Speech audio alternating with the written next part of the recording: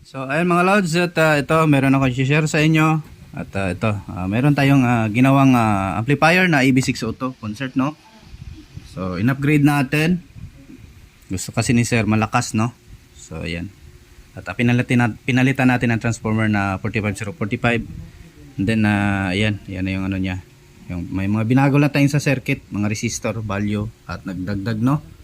So yung capacitor pala na nilagay natin is 80 volt by 1500 15,000 UA pala. Sorry. So ayan, nag-additional lang tayo, may mga pinagdagdag lang tayo. So ito yung isang clone na board, no? So abangan na lang yung part 2 natin, audio test natin ano.